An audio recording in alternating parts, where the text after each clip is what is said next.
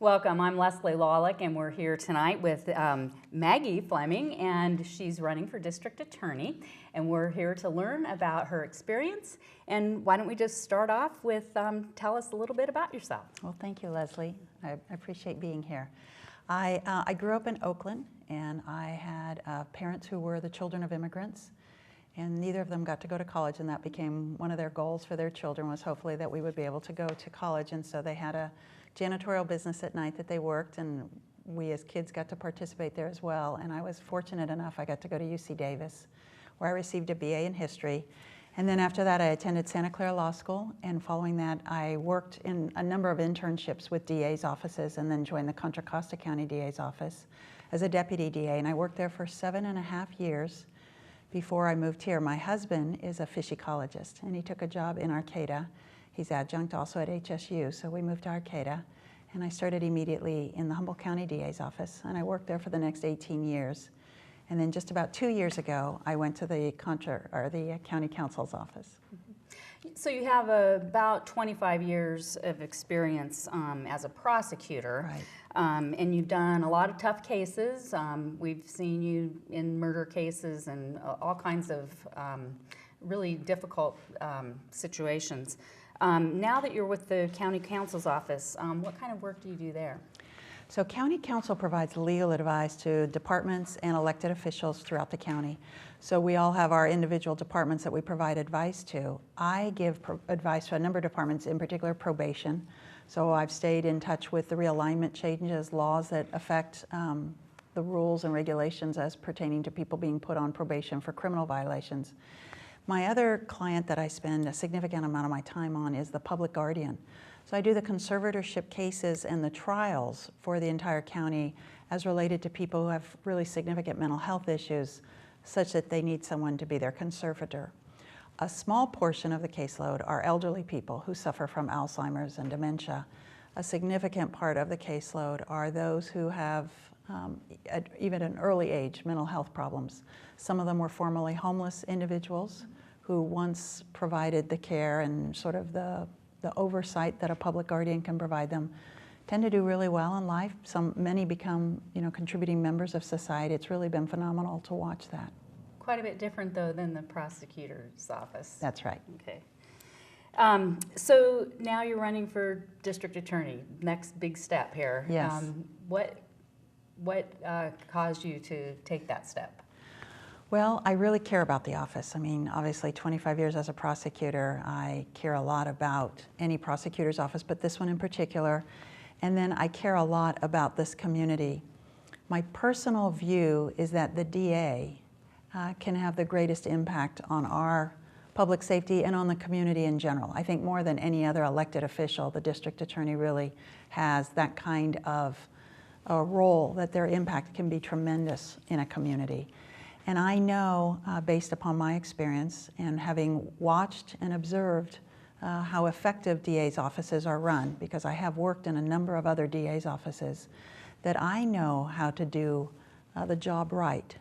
And my goal would be to create an office, an effective, successful prosecutor's office, such that the community would feel confident again in the office, and also to regain the confidence that the community should have in the public, in the criminal justice system. So what difference does it make who gets elected to the DA's office? It's important, I think, for everyone to really understand what the office does and how significant that is. The office is, in essence, the last group to handle every criminal case that occurs anywhere in the county.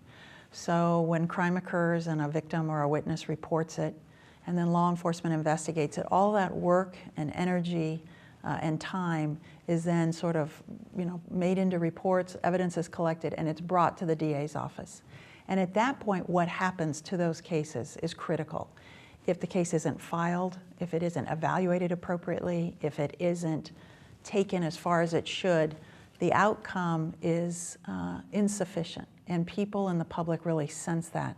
I've been going door to door throughout my campaign, and I have literally met thousands of people, and it's interesting the number of people who tell me their biggest concern is not just public safety, but the fact that they feel there's plea bargains that are taking place that are inappropriate, and they don't understand why the DA's office isn't really able to properly assess the cases. So what I know from my experience and from having worked in other DA's office is that to be the DA requires a foundation of knowledge that you build up over time by trying cases, by being in offices and sharing the responsibility of evaluating and looking at cases and working hard to make sure the outcome is appropriate. And so as DA, that is what I would bring to the office. Mm-hmm. My qualifications are, that I have that foundation of knowledge and I have the integrity to lead the office and to make sure that the outcome is appropriate. And how about the deputy district attorneys? What role do they play in the office? So the deputy district attorneys are the individuals who every day are handling those cases in courtrooms. And what is important as the DA is to watch and evaluate as they go through the steps of the experience, to mentor them and to make sure that their experience matches the level of cases that you're asking them to proceed on. I was really fortunate starting in the Contra Costa County DA's office because there were a lot of senior attorneys there who had tremendous trial experience. And so at every step of my career, when I was starting a new assignment, there were people who could help me, who could advise me, who could mentor me, and who could assist me when I got into really difficult trials with solutions, suggestions, ways to proceed. And I know that it really affected my effectiveness as a prosecutor, and it helped me become a much better trial attorney. And that's what I would like to do for those deputy DAs in the Humboldt County DA's office. Okay. So what is the DA's role with law enforcement? How do you interact with law enforcement? Right. So law enforcement creates the reports, handles the investigation, and then ultimately brings that case to the DA's office. And it's up to the DA's office then to determine should charges be filed, what are the charges that should be filed. So number one, having a really good working relationship with law enforcement is important. Having open lines of communication with law enforcement as well as with the victims and witnesses is very important. And then it's also been my experience that as we work together as the attorney involved in the process, my job is to assist them by educating them if there's changes in the law, if there's changes in search and seizure, or how Miranda should be applied. It's my job to make sure that law enforcement are aware of that as quickly as possible so that what they're doing out on the street or in interviews is appropriate and fits current law. And then it's also important to understand we all are independent offices. Mm-hmm. So I can't order law enforcement to do anything. I can suggest, and I have done that in cases when we're trying to build a case. If they come to me and I'll say, you might want to go do a search warrant at this person's house, there might be additional evidence there, or you might want to follow up and interview this person. I can make those suggestions. I can't order them to do anything, nor can I order the sheriff's department to do anything, nor does the DA have any control over any of the jail policies or any of those other issues. Each department runs their own department, and we're all independent of each other. Mm-hmm. And I imagine it's probably preferable to stay that way. Yes, it is. Yes, it is. Okay. So how will your experience as the Deputy County Counsel help you be a better district attorney?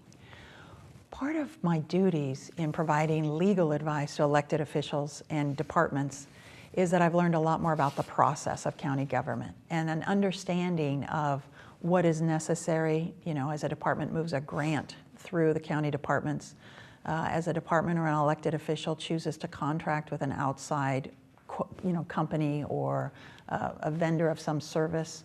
All of those processes are, something that you must be aware of when you're running an office. And now I'm familiar with how that works. Mm-hmm. Plus now I have a lot more contacts with people in other departments, which I know would assist me as I'm making decisions mm-hmm. in the DA's office. Okay. There have been some questions about the staffing levels in the DA's office. What do you think would be an adequate staffing level? Currently there are a couple of deputy district attorney positions that are unfilled, as well as I know there are some legal office assistants, clerical positions in the DA's office that are unfilled, that are sometimes staffed by temporary workers just to sort of fill in. I would like to fill those positions as quickly as possible, and then I would seek grants and outside funding to help hire additional positions related to very specialized units. So for example, elder abuse, the sexual crimes, in particular child abuse cases, as well as I think that the drug and environmental crimes really benefit from having specialized prosecutors who just handle those, because you build up expertise, you have a better understanding of what you need to build an effective case, and it really helps with the caseload to be able to focus and devote your time to those specific areas. Okay. So as a new DA, what would you see happening in, say, 6 months? I think the number one priority has to be evaluating the cases that are currently in the office, particularly the serious and violent crime, as well as all of the homicides. I would like to do that as quickly as possible. My number one concern is I would like to have an overview of all the cases, but also an understanding of what are the current offers and to make sure those offers are appropriate. Mm-hmm. Given the amount of feedback that I have from the public about concerns, as well as what's been in the paper lately, I have, real concerns about what the current plea bargaining status is in a number of cases. So I would like to review those, evaluate them, and in essence take responsibility. Any action that comes from that office, I think, should ultimately be the responsibility of the elected DA, because that's the person who answers to the public. And so I would like to have that sort of oversight and understanding. And obviously I would discuss those decisions with the deputy DAs who assign those cases, see what their position on is, and work with them to reach appropriate outcomes in all of the cases. And then moving forward in time, I would be more focused on the budget, the staffing issues, and then working hard to get those grants and other outside funding to build up the office. So a year after being elected, Right. you'd be looking at more administrative. I think that would be something I'd have to do as soon as I can, but my number one focus has to be what are the cases and what are the offers being made in those cases. It's too critical to let time go by without really, fleshing all of that out. And then as soon as possible, I would be working on understanding where we are as far as the number of positions, why we're budgeted for what we are, and looking at grant applications and outside funding to build up the office. Okay. How about 4 years out? I would hope at 4 years to have a fully staffed office. And then I would really be focused on making sure that the level that each deputy DA is working at is appropriate to their experience and their skill and their knowledge. And obviously always working to improve the office, with education. There's so many training opportunities, and the more any individual prosecutor can learn about the specifics of any type of crime, the better able we are to deal with those crimes. I think the worst thing that can happen is when cases aren't adequately or effectively prosecuted because of lack of experience or knowledge. We know about your experience with the Child Abuse Services team, and what kinds of things with that experience would you bring to the DA's office? The Child Abuse Services team is a really great, unique unit that I think is really critical. And what it does, in essence, is it's a collaborative division that brings in social workers, social services, counseling services, the deputy DA, the DA investigator, law enforcement, and then other agencies that are involved in child abuse and sexual abuse crimes, so rape crisis and other agencies such as that. And we all come together, along with victim witness of the district attorney's office, to appropriately evaluate and determine what should happen in any case. And so the child, or in some cases it's a developmentally delayed adult, is brought to that division for the interview. And a person who's specially trained to interview someone of that age or that developmental level interviews them. And it's recorded. And that really helps the child because they don't have to be re-interviewed a number of times. But it also helps all of us because immediately we understand the circumstances of the case and we're all there together to work on it. So if it's someone in the house, we're already providing information to family members about here are the concerns, where's the child going to be, how's the child going to be safe right now. If it's, other issues that come up, we work on those immediately. What I saw as the director of the Child Abuse Services team and then as a deputy DA who tried a number of those cases is the significance of what those types of services can mean to any particular case, to any particular victim, and how much more effective we as prosecutors can be when we start from that position. I would work really hard not only to make sure that it's adequately funded and staffed, but also to look at creating more of that type of environment for other types of crimes. I think it's appropriate for elder abuse. You know, I really think we frequently, law enforcement will get a call from someone at the bank who says, I've known this customer for over 20 years and now there's someone with them I've never seen. They're making a lot of odd withdrawals. They're talking about changing title on the bank account. I'm concerned. And if law enforcement doesn't have time on that day to follow up on that, that senior can start losing significant amounts of their life savings. Versus if we treated it the way we do the child abuse cases, where immediately someone's responsible and that person's being specially interviewed and there are services being provided, I think we could really help the seniors of our community and also make a huge change in what might potentially happen in that criminal case. So I would really work hard, again, to look at avenues for funding something like that and to start making that model more used in other areas of the office. Okay. What other kinds of specialized jobs have you had, and how would you use that experience in the DA's office?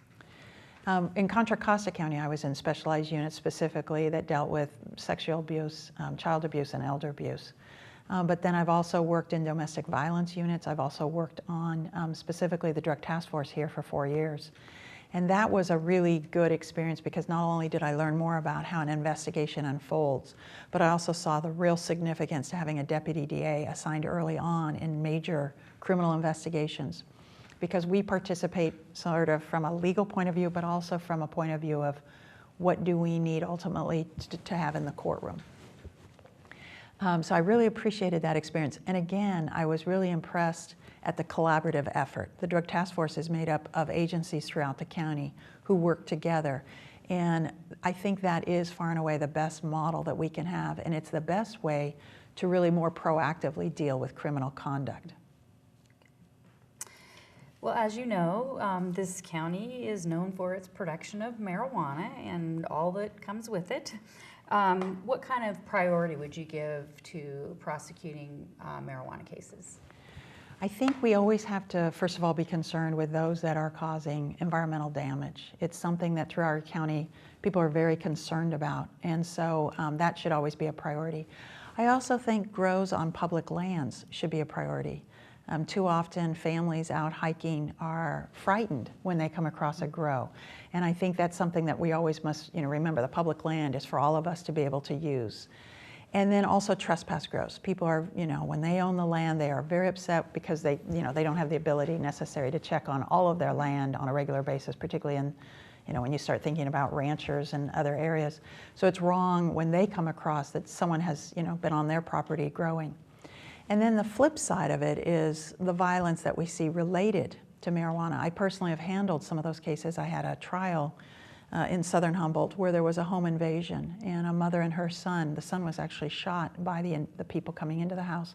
They were there to rob and take the profits, basically. And I know initially the family was very concerned about coming forward and proceeding, but the important message that I wanted them to have, and hopefully that the community understands, is that no matter what an individual might be involved in, whether it be marijuana cultivation or marijuana sales, they should not be subject to violence. They should be safe in their own homes as well, and that we will prosecute those cases. Well, there have been some high-profile cases recently that the victims have been in the media quite a bit. Does the district attorney have specific responsibilities for crime victims? Absolutely. It's sort of one of those, you would think that it's just common sense, but it got to the point evidently where it had to be part of the, not only the code, but the California Constitution about victims' rights. And that is that victims have the right to be aware at every stage of the proceeding of what's going on. They're to be involved if someone's seeking to be released on bail. They're to be notified if there's a negotiation for a possible plea. They're to be involved at sentencing. And so the district attorney's duty, their goal and their responsibility is to always keep the victim and the victim's family informed of every stage. It's also important, and we have a victim witness office that assists with this, that helps with that, and in fact helps beyond the end of any case. They're the ones that assist the victim in seeking and obtaining restitution after the case is over. And they're also involved after sentencing, making sure that the victim's aware of their rights. If someone's sentenced to prison, if they're going to be released from prison, a victim's family has the right to be told of that, to be aware of that, and to be alerted, you know, if someone escapes or other issues such as that. What would you look for when interviewing and hiring attorneys? Okay. I did this in Contra Costa County for a significant number of years while I was there, and then I was also involved in the actual hiring panel. I was sent out to law schools to recruit, to try to bring people to Contra Costa County for the interview process. And it's interesting because something that I learned is that it's really easy to spot someone who's a good fit for being a prosecutor. I would obviously start the interview by asking, you know, why do you want to be a prosecutor? Why are you interested in this? And that was sometimes really informative as far as, you know, the process. But then I would frequently ask questions about the law that involved a little bit of an ethical twist, because it was important to see whether or not they were able to handle legal questions, because a lot of what we do in court is literally being able to think on your feet, but also because I wanted to see if they really had the integrity that is required of a prosecutor. And for those who thought perhaps the answer should be, you know, win at all costs, I always knew it was, you know, they were going to be excluded right up front. Because the duty of a prosecutor in seeking justice is something that is so fundamental. It's something that everyone needs to understand if they're even applying for the job. And then, you know, based upon that interview, and then obviously when they would come to Contra Costa County to be interviewed, and then also what I saw here in Humboldt County when we were interviewing, is you can really spot a person's willingness to want to be in a courtroom. Because that's something, I don't know if it's a genetic or a character trait or what it is, but if you don't have it, you really can't do the job.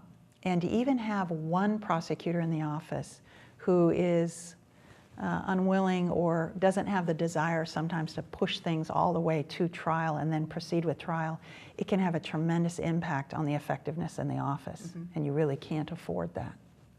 So your experience, 25 years in the courtroom, how would that affect your hiring process? It's that experience and understanding, having watched, you know, other prosecutors and other trial attorneys in the courtroom, as well as knowing what it takes. I mean, when you start a homicide trial and you know it's the next 4 months of your life, you really do have to have something inside of you that understands fundamentally how important it is, because you are giving up, you know, your personal life, you're giving up weekends, you're giving up evenings, and you're also understanding that sometimes it's just the sheer tenacity that you have to know the right outcome will only happen if I proceed every single day with this trial. And if you don't have that, what happens is people start plea bargaining more and more of their cases because they're just a little bit afraid of that final step. And you have to be willing to do that if you want the job. It's too important. So if there was one thing you wanted voters to know, what would that be? I would really want voters to understand, you know, what the job does. I think sometimes because it's an elected position, people think that it does other sorts of things. But ultimately, the duty of the DA is to handle every criminal case that happens throughout the county. And in order to do that, that person must have not just the foundation of the experience of having tried those cases, but have the knowledge of the facts, knowledge of the law, and then the integrity so that you seek justice in every single case. And ultimately, the DA who's responsible for overseeing the cases is also responsible for mentoring and managing the deputy district attorneys who try those cases and who work with those cases every day in the courtroom. And so the key ingredient to the district attorney is understanding on a very fundamental level what every case requires, what's needed to prove that case in a courtroom. Because the ethical responsibility of a prosecutor is you cannot charge a case unless you know you can prove it beyond a reasonable doubt to a jury of 12. And to do so, you must know that you have evidence that's going to be admissible in a courtroom. So having a foundation of having tried, and I've tried over 120 jury trials, having that foundation allows me to evaluate cases, to make appropriate decisions about cases, and to understand when I assess a case, what's the right outcome. And that's what a DA has to be able to do. And I would invite any voter who's thinking about this process to go to my website, which is electmaggiefleming.com, and review the testimonials that are there, because I have them from jurors and witnesses and social workers and judges and everyone who's ever been involved in the system who understands what I bring to the job each day. And if you look at those, you'll see that I have the professionalism and the information and knowledge and the integrity that's necessary to do this job. Okay. Thank you. Very good. Well, thank you for being with us. Thank you, Leslie. Is there anything else that you might want to add? Just that I'd ask you to vote for me on June 3rd. Okay. Thank you for being here. Thank you, Okay. Leslie.